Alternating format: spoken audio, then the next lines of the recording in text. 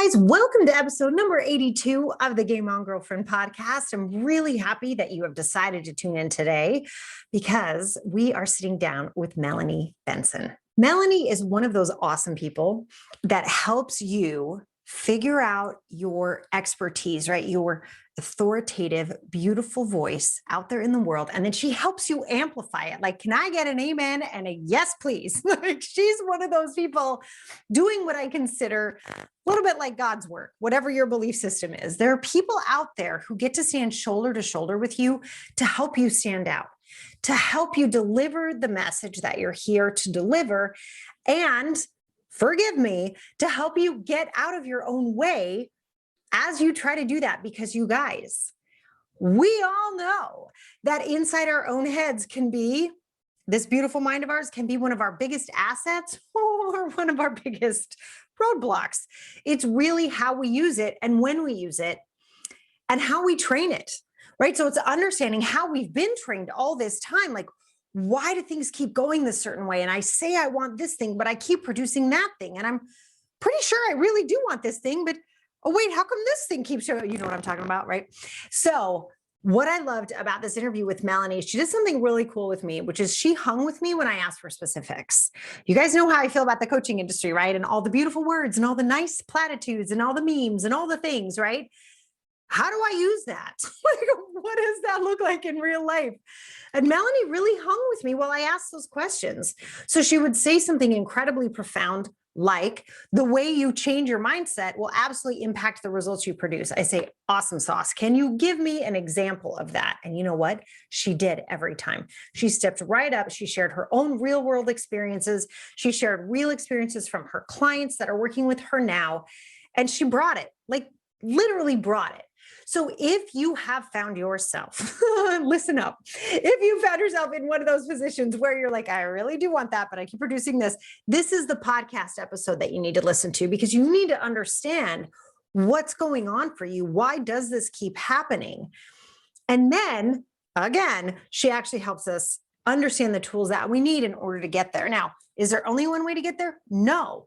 And Melanie's really honest about that too, which I really appreciated inside this conversation. Melanie is also the host of the Amplify Your Success podcast, and she's also the author of Rewired for Wealth. I don't know about you, but that sounds like a good gig to me. And as someone who spent her life, you guys, I'm always working to bring you guys the best experts I can find specifically for women on money and authority. And Melanie checks both those boxes.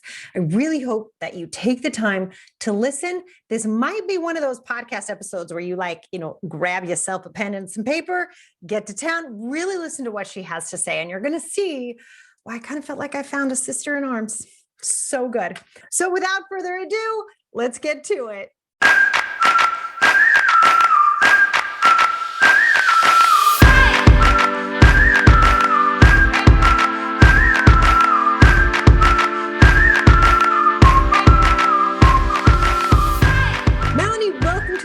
Girlfriend podcast. I'm really excited to have you on today. Me too. I love us. And can I just say, I did want to say for those of you watching video, how cool is it we both have flowers like in the same spot? Know. How cool is that? I love us. Yay for flowers. That's the best part. I love it. We have nice offices that match what we're actually doing, right? No magic here. I love it. Well, Melanie, you are known, rumor has it, that you are known for really helping people like truly expand their businesses. And I know it's not unheard of for people to really amplify their revenue in just 6 months of working with you.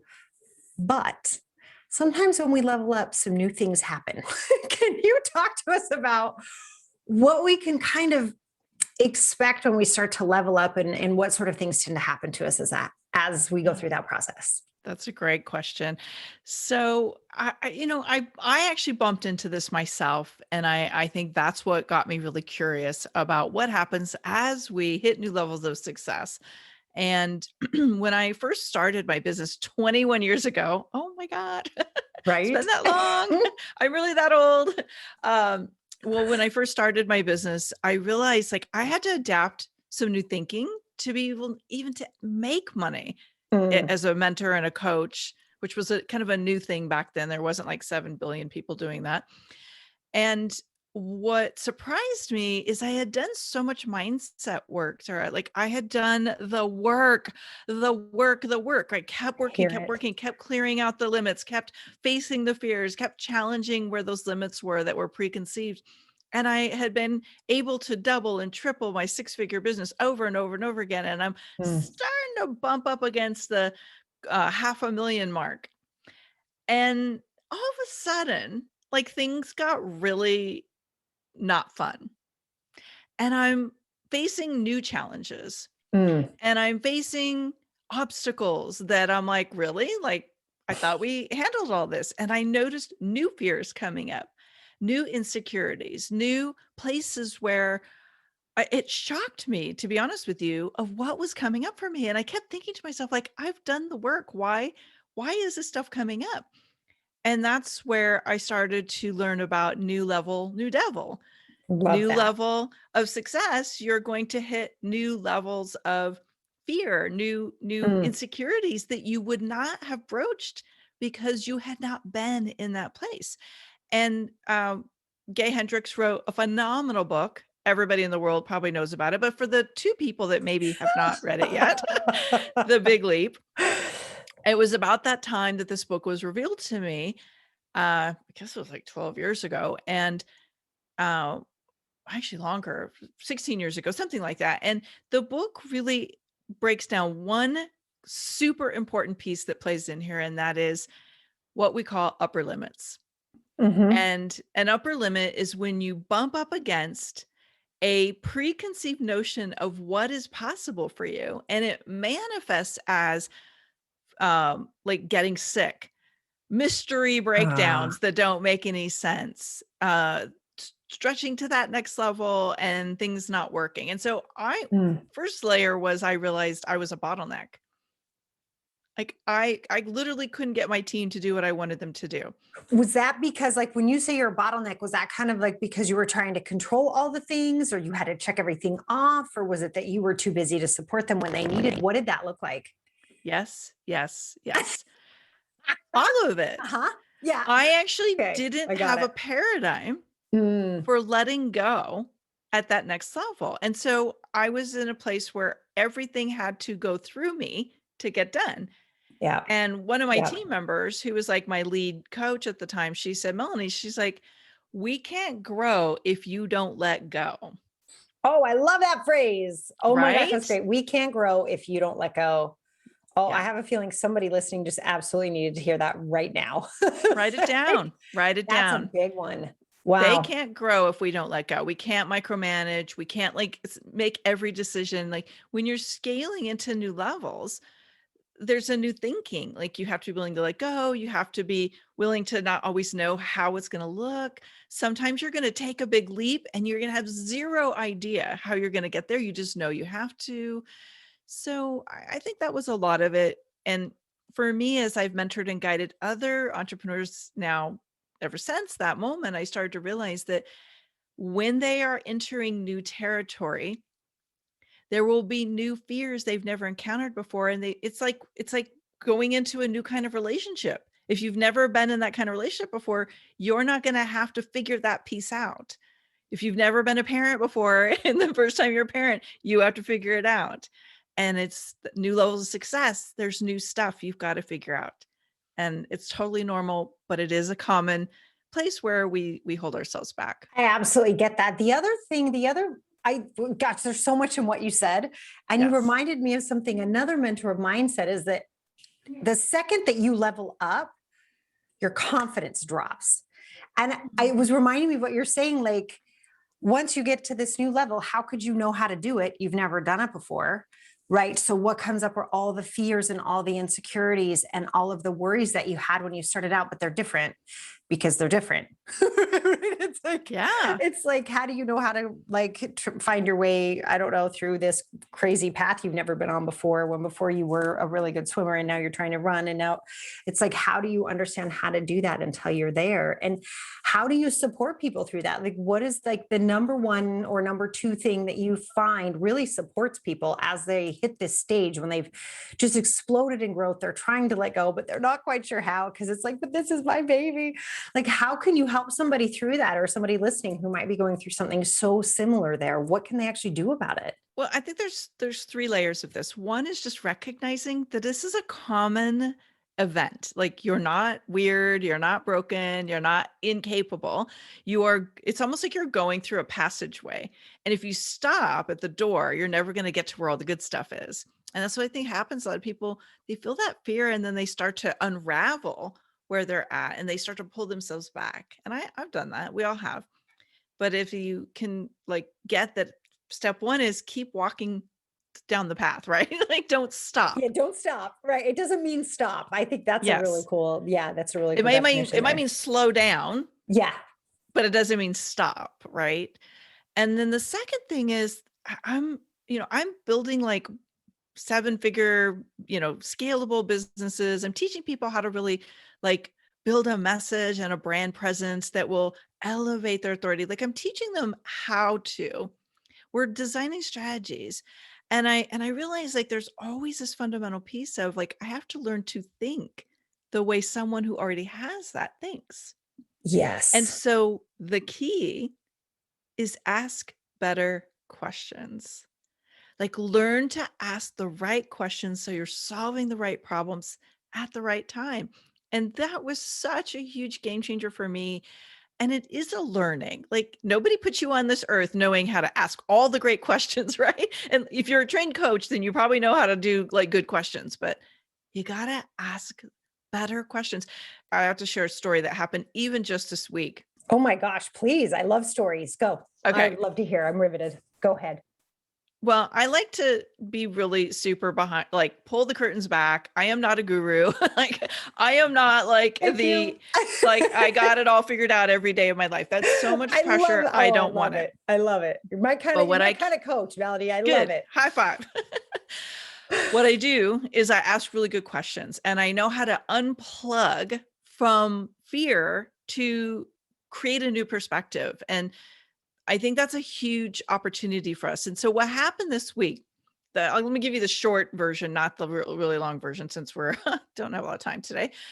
The short version is I got an email from my server company that said, "Hey, we're updating the blah, blah, blah code. And just so you know, this is happening in June." And I'm like, all right, cool. Send it to my web team. Like, do we need to do anything? I get this email back saying, "Holy crap, we are not compatible." Oh Fire boy. bells go off, smoke starts Oh coming out of dear. my ears. I'm like, Oh what no. do you mean we're not compatible? So the first perception was 6 weeks from now, we were going to have a complete upgrade of something like 172 to 185 web pages. Holy cannoli. Everything comes to a screeching Oh halt. We're my in the middle of gosh. planning for a huge event. We're doing enrollments and applications for my Amplify Mastermind. I'm in the middle of a brand refresh and like those brakes come screeching. Everything stops. And all of a sudden we're having emergency meetings. How are we going to do this? And this little voice in my head kept saying, this is a little bit insane that you've paid for all these upgrades all these years. And for some reason, web technology is incompatible with this. I think it's called PHP update. Yep. Yeah, I know. Actually, I think I know which one you're talking about. Yeah. Yes. So Yeah. I started asking a different question. I said, hold on. Has anybody actually asked our web builder, our web page builder, if they're planning to be compatible? Ah, ah. So reaction, Melanie, is like, put out the fire, come up with a plan, which isn't a bad thing, right? Like, at least I wasn't, ostrich with my head in the sand. Let's just Right. see what happens. But what I realized is we had started to divert all of our resources to a problem that actually didn't exist. Because yes, Amazing. Yeah. even though in the past they had told us they were not going to be compliant, they changed their mind and we're updating it. Ask better questions. See, if I had Mm, asked the better mm. questions or my team had known to ask the better questions earlier, My adrenaline would not have gone off the charts. I would not have had like a bunch of sleepless nights. My team wouldn't have been derailed for 3 days. We would have been a little bit further along on planning for our event. See where I'm going with that?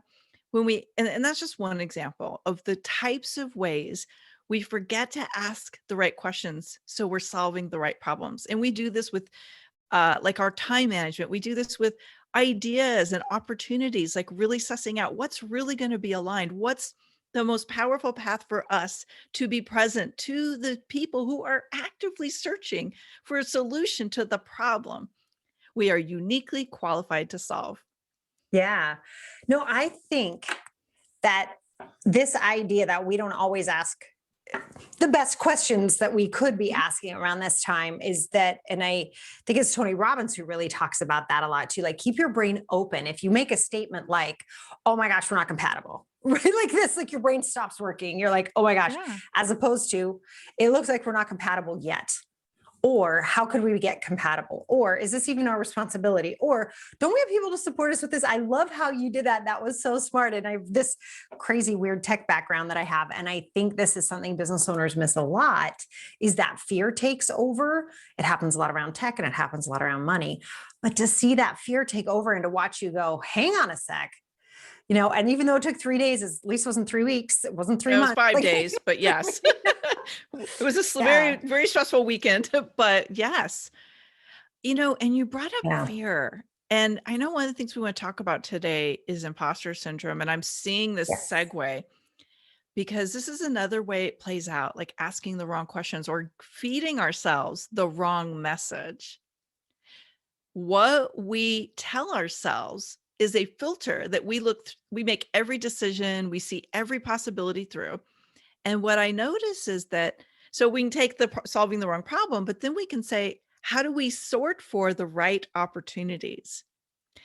And if we are looking through the lens called, I'm not sure I'm good enough, or I don't know, am I really ready for this? Oh, I don't know, that feels like a lot of work. What happens is we limit what we see as an opportunity because it doesn't fit the paradigm we think it's supposed to look like. Yes. Yes. Oh my gosh. I think that's so important. And I mean, in line too with what you were just saying about businesses and being able to ask these right questions and then getting aligned. I think sometimes, and I think imposter syndrome really plays into this, we look at what other people are doing, we see what's happening out there. And so we want to apply things to our business that don't match where we are because we think Yeah. we're supposed to do them next, right? Or we think we're supposed to do that. And our business actually isn't capable of holding that yet. And then so it doesn't work, or we feel like failures. And then that can add fuel to that fire of imposter syndrome. And it can add fuel to this, like, I guess I'm just not good enough to actually do this. When actually what you're seeking to do isn't quite in alignment with one, what you're doing, and two, where your business actually is in its own progress, and three, what you might actually even want to be doing, but you think you're supposed to be doing, but you don't have to be doing, that cycle that people can get into. And I think they can end up really kind of feeding off of each other. Well, our minds are a very powerful fuel source, or they can be a very powerful roadblock. Like it can act like a Mm, barrier. mm, And so I studied a lot about the way our brains work because early on in my career, I was massively stuck. Like I couldn't break past 1,500 a month.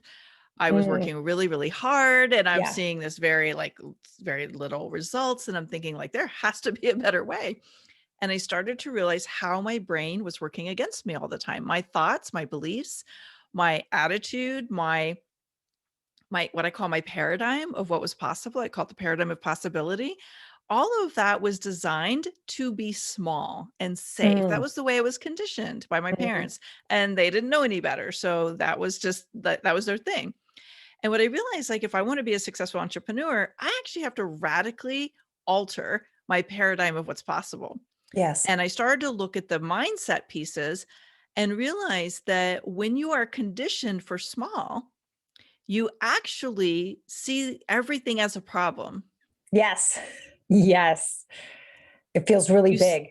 Yeah, it feels really Yeah. big, it feels impossible, like, I don't know how, I don't know, I don't think I'm capable, I'm not ready for that, it's not who I am, like, we can come up with some pretty clever rationalizations for Totally. why we are not able to do whatever the thing is.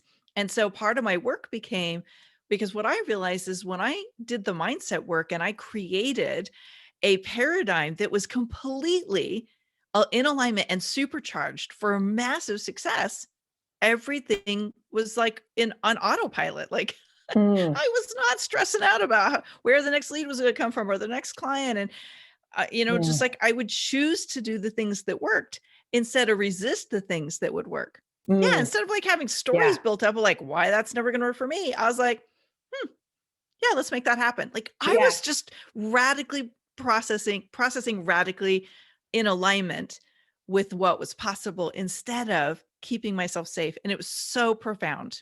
It is. It sounds so simple, right? And I know people like roll their eyes and go, oh, that's that woo woo stuff again. Just change your mindset, right? But it's Yeah. so powerful. And we can actually, if we want to take it out of the woo, like I like to say, and pull it down into like, let's go to day to day life.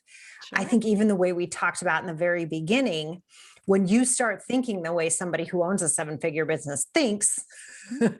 everything starts to change because they approach problems and situations and ideas and opportunities in a different way. But it's not rocket science. And it doesn't mean that they're the most amazing people in the world. They're thinking differently about what lands on their desk every single day.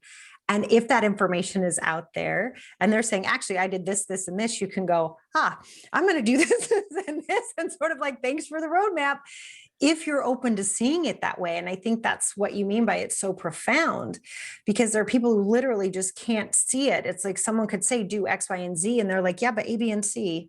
That's like, right. But X, Y, and Z will get you where you want to go.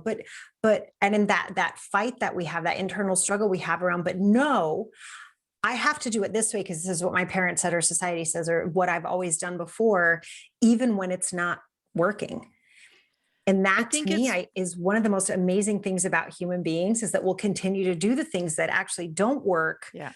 hoping that they will. And we all know the definition of insanity. I don't even mean it about that. I mean, it's almost like it's habitual, right? Like we just get into these habits of like, well, it's supposed to be this way. I'm supposed to do that. I'm supposed to do this without asking the question, what actually matches where my business is now and what matches the impact I want to have.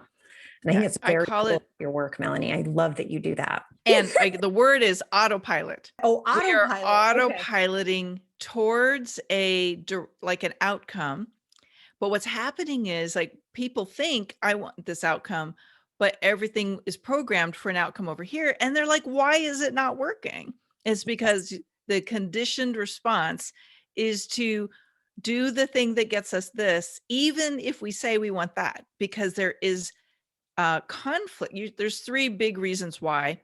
Um, the biggest one that I'll cover here is there is internal conflict or like an internal war of Mm, how what we mm. want in what we say we want. Yes. And until we resolve those conflicts, we will have patterns and behaviors and choices that are seemingly like don't make sense, but they make perfect sense if you understand what you're really programmed for. We're all like Can you we're just big computer systems. We kind of are. I know. Yeah. Yeah, I love that. Can we talk about actually in tangible terms? Can you give us an example? Because I know you work with people all the time about this kind of stuff, but can you give us Mhm. like a concrete, real world example of what somebody goes through when they say they want X, but they keep producing Y? Mhm. What happens there? And do you have like a real example for us on that one? Yeah. So I have a client that's in my mastermind, Amplify Mastermind, and she's been working with me. We're going on our third year.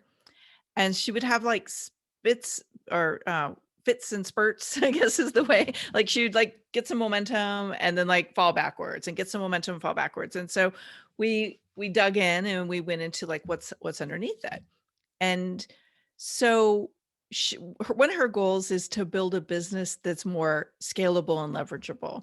Okay. But what was happening is she would keep taking on private one-on-one work, which was time trapping her so that she could never have the space to actually build the leveraged program. Got it. And so there was this is a really common thing with female entrepreneurs in particular is the busy trap.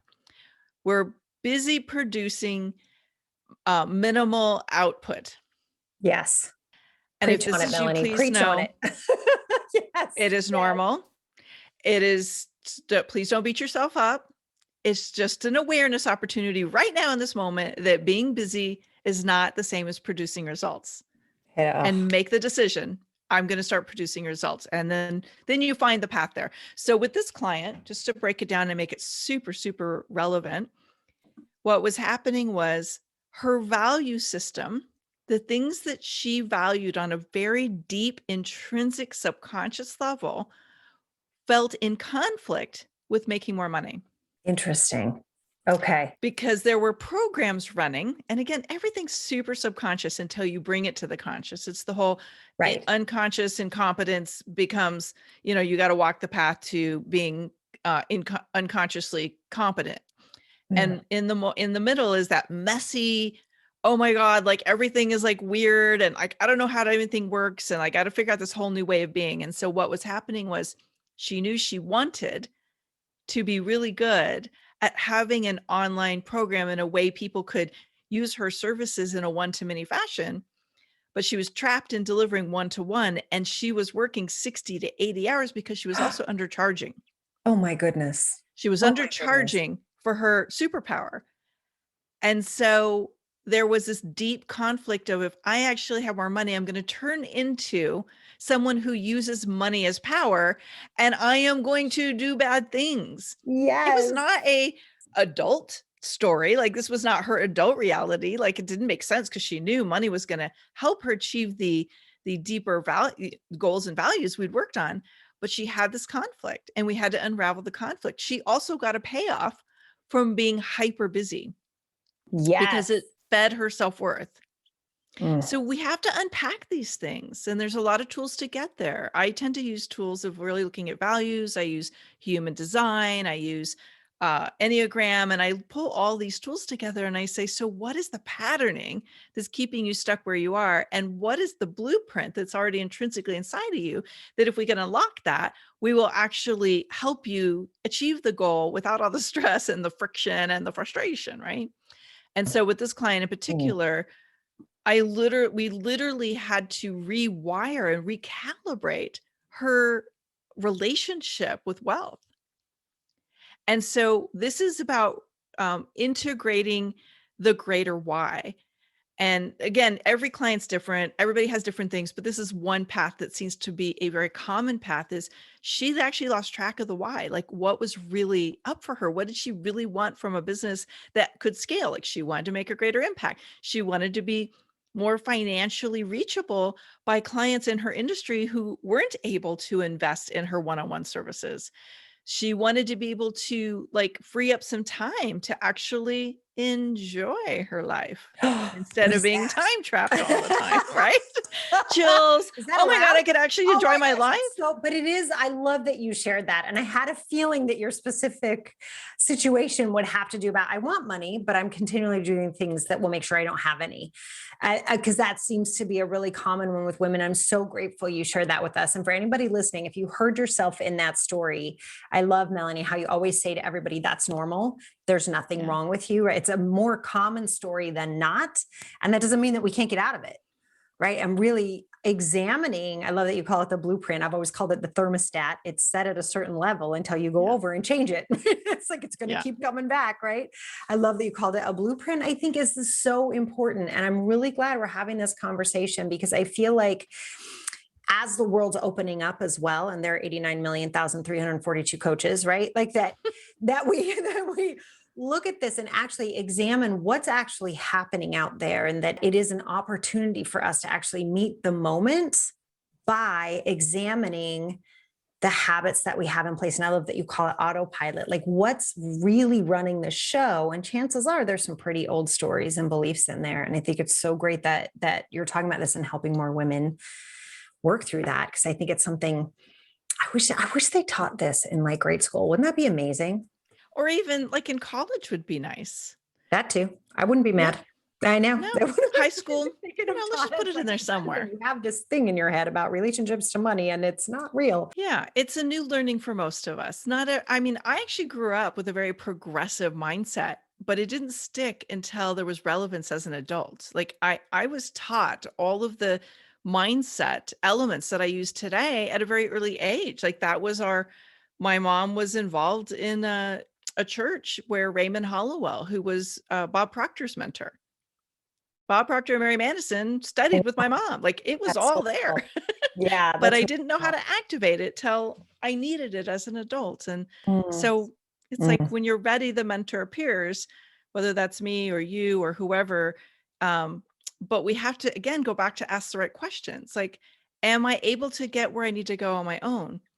Or do I need to invite someone else in who can see my path and they're less attached to the way it looks so they can help me build a path that I can't see for myself, right? Isn't it the best job in the world, Melanie? Can we just talk about that for a second? Isn't it like the best thing to walk shoulder to shoulder with someone and watch them just explode?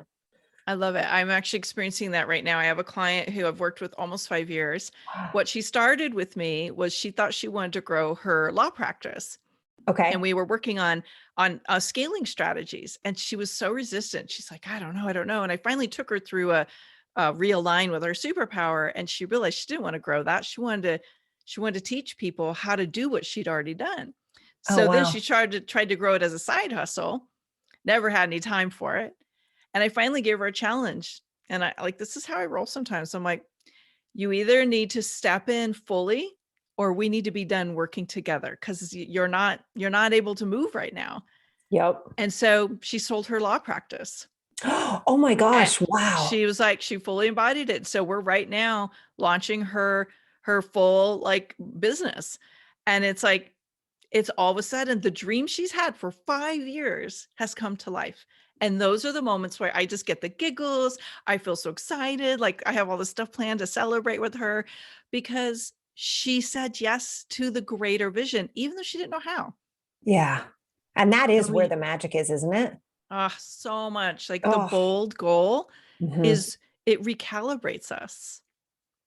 Yeah. It's I could that. talk forever about bold goals, Oh but I know gosh, that's not what we're couldn't we talking both? about I know. I today. think, guys, we might have to have a separate one where we're going out to coffee. I don't know because there's some stuff going on over here that is super Coffee cool. or But wine, one watching of the two. witnessing that, right, is like so cool to see that happen for people and to watch them take that leap of faith Yeah. of knowing what they want without knowing exactly how it's going to happen, but continuing to take those steps. And like you said, continuing to ask those questions that we see people who are further down the path start to ask and frame things a different way and doing things Yeah. that are appropriate for where the business is and that are in alignment with the person running the business. So cool. So there's one other thing that I've seen kind of, I'm not sure if our lockdown situation sort of exacerbated this or made this even bigger, but this idea of influence, right? Or Mhm. influencing or being an influencer, or what I like to say, just the influence enough to get your kids to like pick their socks up off the floor or to get your best friend to go to the restaurant you want to go to. There's so many levels of influence. Some are commercial and kind of superficial, some are deep and profound. How would you actually share with somebody listening how they can own that influence? Like, what does that mean to own it? And how can they do it? And how can they share what they want to share with the world in a way that Mm. actually lands? I mean, you're all about expanding impact, right? And getting out there. How does somebody do that so that they can actually, oh, I don't know, make a really good living being an authority figure on all the stuff that they love so much? Great question. Well, let's go back and define influence because you're so right. Like there's a lot of ways we influence. I like to So think many. of influence having two components. One is influences in the eyes of the beholder. This is what I always say. Like it's not what we want people to think about us. It's what people experience us as. And when we have influence, we are equally inspiring people to do some things that we know will be good for them. So we want to inspire action while recognizing that we are someone they look to as a role model, whatever that looks like, right? If it's our kids, in some way they're looking to us as a role model, and so we want to inspire them to do good actions, even if that is keeping the floor clean of their socks. Right. But when it comes to our business, the more influence you have, the more perceived credibility and expertise you are given through your peers and through the people who could potentially hire you or buy your programs or products. If we are void of influence, it is very easy to get passed over. Mm, Very easy to blend into all the noise out there, mhm, and to mm. not necessarily be someone who's recognized as an authority figure, which is a linchpin for a sale. Very few people are going to pay for something if they don't believe the person can solve their problem. Here, Right, here. like, right? You're not going to do that. Nope. Unless it's like a $10 no-brainer, you're like, "Yeah, let's see what this is, and let me see, let's see if there's anything in there." That's not what our norm is. And by the way, I don't want you selling $10 programs and products. I want you selling $1,000, $5,000, right? Like, we wanna find Hello, that Melanie. Yes. next level. Yes. So I think influence is in the eyes of the beholder, and we can help shape that influence by the way we position our work, by how we structure our platform. And I call them influence platforms or authority platforms. And so your podcast is one of them. It's why one of the reasons why I have a podcast. Hosting events is one of them. Mm, Having mhm. like a strong brand, a really like elegant, powerful brand is a way of doing that. Facebook ads are one way, but it's not the best. It's kind of a low level way. But having ways you align with other influencers and move energy together is a very powerful way to build influence. I call it um, it's a collaboration currency, like co-creating. Love that. Yeah. Yeah, it's got so much energy and so much power. And so I think we have to recognize that most of us, if we just like walk around on this earth, we might have really powerful energy and people might feel that fierce energy coming through us. But when it comes to our marketing messages and the way we get our core brand out there, our core marketing message out there, that has to be supported with authority. And that's a Great. learned Yeah. skill for most of us. We're not just gonna, like, be able to throw it, kinda roll off of our tongue and, land the way we need to. We need to really understand how to shape that. It's a big part of the work I do, is helping people really find that magnetic message that helps build their authority. But, there's a lot of things we can do. Podcast guesting is another one. Absolutely. Yeah, absolutely. I always tell people go be guests on podcasts because one, you Mhm. never know who's listening, who knows somebody, who knows somebody, who knows somebody, who knows somebody. But it's also Totally. you get to say, I've been on podcasts, like, or I've actually had guest video appearances as well. I've seen a lot of people starting to do that more on Instagram, still in Facebook and Facebook groups, that sort of thing. But anytime that you can come in and share your wisdom, I think it's really important for us to take those opportunities when they're appropriate, right? When it's the right audience at the right time. Like you've said, we got to ask those questions. But I think the other thing too, Melanie, is what I love to instill in women as well as if you are further down the path on anything than somebody else who's listening, you're the expert in the room in that moment. Mhm. And that Yes. it's okay to own that space. I don't know. How do you feel about that, given that there are Mhm. 352,943,024 coaches? 7 billion coaches. I think anytime we're in any space, there is an expertise that you have, even in the presence of other people with maybe more influence. I had a really profound lesson around this several years ago.